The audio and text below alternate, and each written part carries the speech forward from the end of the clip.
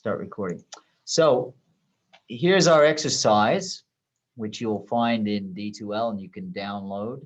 It asks you to create a folder called Lab 1. And that's what I'm showing you here is Lab 1. In the Lab 1, you're going to create, I would do it with at least 2 folders. And inside Lab 1, you're going to save this file called index.html. There's going to be 2 HTML files. If you watch while I navigate to the pages directory, we've got another file inside there, which is the directions HTML.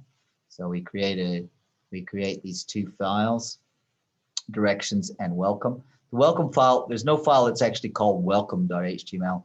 It's called index.html because index is like a default. If somebody is directed to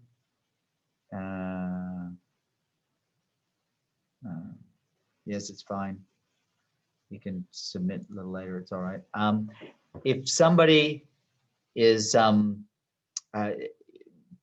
uses their browser and lands at your folder, and it has an index.html, automatically the browser will open the index.html. So it's kind of like a default home page. The browsers all sort of use that standard that they open up in the home. If you direct them to a particular directory, they will open up the index without you specifically saying open index. If they land there, they open it. All right, so that's why we use index. It's quite important. By the way, index with a lowercase I is very different in that regard to index with an uppercase I. You have to spell these things exactly. Notice that I'm using lowercase letters. So you're going to make a welcome page that's going to have these things on it. Now, I've actually done that here. And so let's just see what our final result is. This is quite a simple one, but this is kind of what we want to do. Probably I'd want to line that up a little better than that. But so a welcome page with a heading, with a navigation. So when I click on that, it goes to another page. And in that page, we can click back and go back to where we started.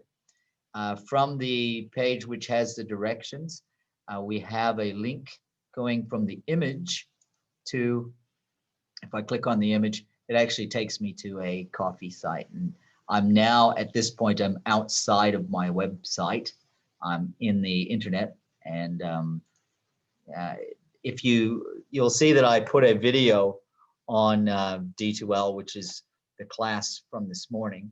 So I'm not going to repeat everything that I did there because you can watch that video. Where I made this website from scratch. But I will just discuss it briefly with you. So what I had to do first is I had to get these 3 images. I just Googled them, and then I saved those images as files in a folder called images. And I've got another one there, which was for the directions to get to the coffee shop. So I created a folder called images. I created a folder called pages. And then I went ahead and made the index.html. So when I started coding the index.html, you know that you start with, okay, you're going to start with your doc type, your HTML tags, right? And then you got a head, and then you got a body. In the body, I had a header, welcome to the coffee shop. I got a nav, which is got a H reference, an A tag with an H reference link. And as I said, I'm going to whiz through this kind of because you can look at the video that I made for the other class where I went through it a bit more slowly.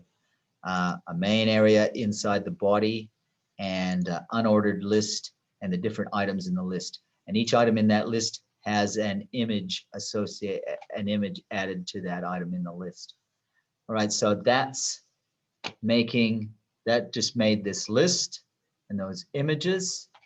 Now the images are all the same size. How did we get them all the same size? So the image is an image tag. We use this in the head. We use put a couple of style tags, and then anything that we put here, that will be styled according to the programming code that we put in there, right? And so the IMG here means that an IMG tag inside the body. So where's that? Yeah, so, and we've got more than one. Find any IMG tags and style them in this way. And so what it means is anything that's inside an IMG element is going to be 100 pixels high and 100 pixels wide. And so this is very easy once you've done that. I mean, we can change that.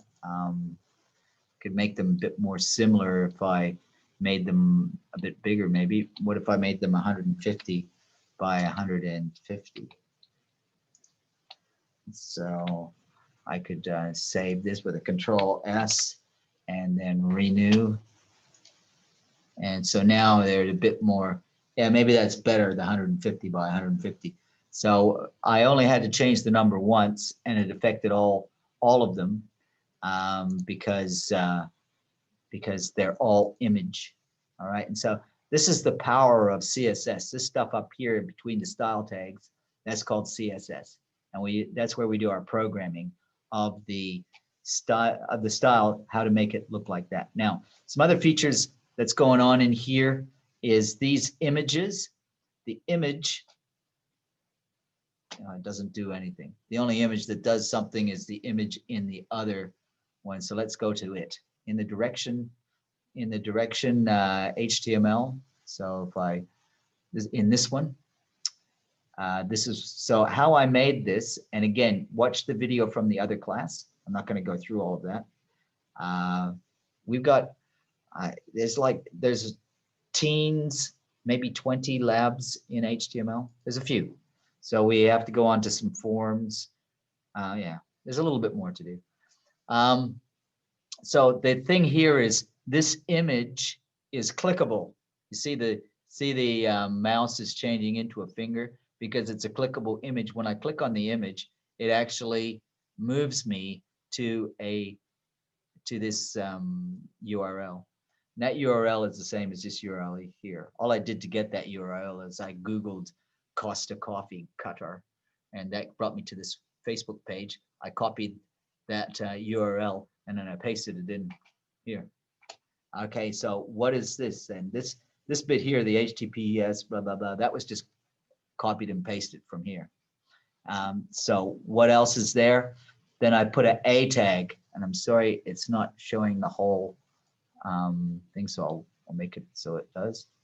All right, so the A tag, what's the important part of the A tag is the href. A lot of people spell this wrong, I notice, and then things don't work right. It's not HERF or anything like that. It's HREF. Think of it as hyperlink reference. Hyperlink, H is for hyperlink, REF for reference. So what this means is you'll see in the A tag, there's two tags. Whatever is between those two tags, that is what is going to be clickable. But when they click whatever is clickable, and usually we have words in here, right? When they click what is clickable, then they're going to go to this thing here. And we've done that before in the nav. See up here in the nav, same thing, right? What's between the A tags, that's clickable. And when we click this, we go to this place here. Well, this place here was going to the parent directory and then going to the index.html. So looking at that in our web page. So this is the first one, right? That I'm looking at there. That's when the home is clickable. When I click on the home, I go to the index, right? And so when I'm in the index, what I see is here's the index. The index has a link that goes to the directions page. When I click on the directions page, these are the words directions. That's the clickable bit. It's going to take me to here, which is in the same directory as I am, then go to the pages directory, blah, blah. So that's how that works. Don't think there's too much more to that. That's kind of all you need to do. You got two files you need to make, a directions and an index. And as I said, please have a look at the video that I did with the other class, because I went through it sort of step by step, a little bit slower. And yeah, so I've already done that. Yeah, you'll get tired of me if I did it again. So I'm going to leave it at that. So why do we have the head? We're organizing our web page into an organized way, a way which makes sense, so that it's easier for the programmer to fix it, and so that it works properly in the browser. So the browser is not going to display the stuff that's on the head. The stuff that's in the head, and actually I missed something in here too, didn't I? I mean, you might remember this. Every web page should have this. Can't believe I forgot that. And so in the head, I should put what is the title. And this title is, I don't know, coffee shop or something.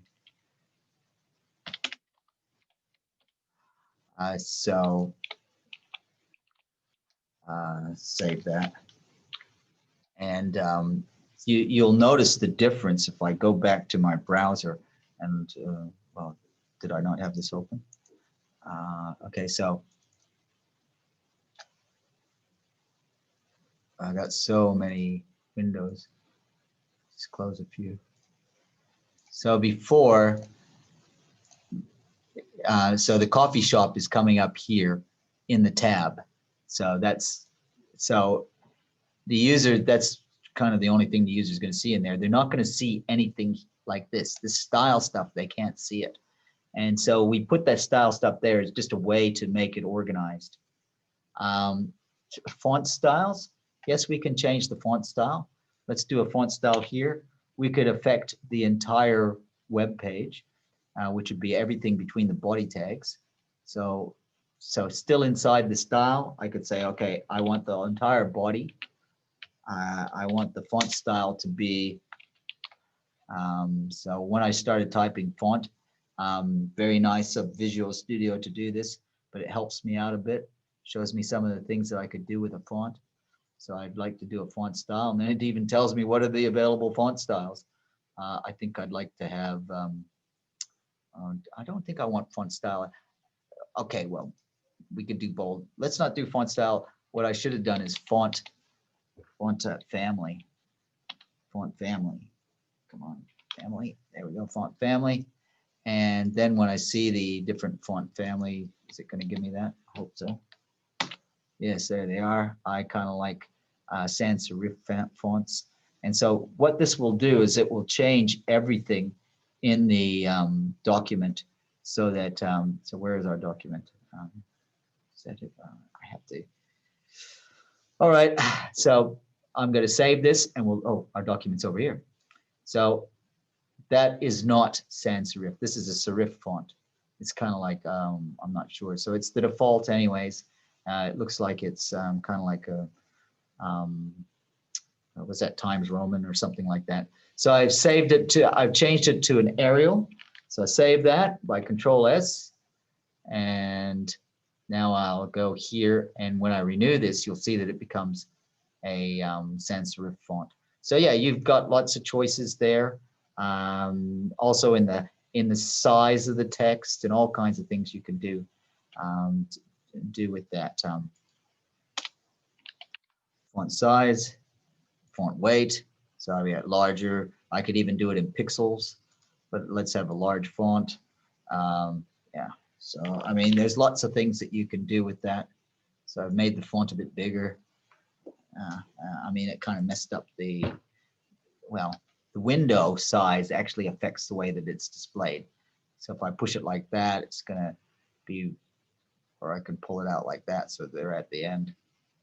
And you'll see later there's things that we can do to organize that so it's a bit more the way that we like it. Yeah. So I hope that. All right. Yeah. So I will record that little bit there. What did we do? We wanted to know how we wanted to put things in the middle.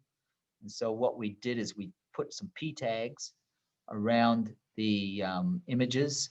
And then in the style, we did a text align center for the P tag. And that got it in there. So now I recorded it. Okay, so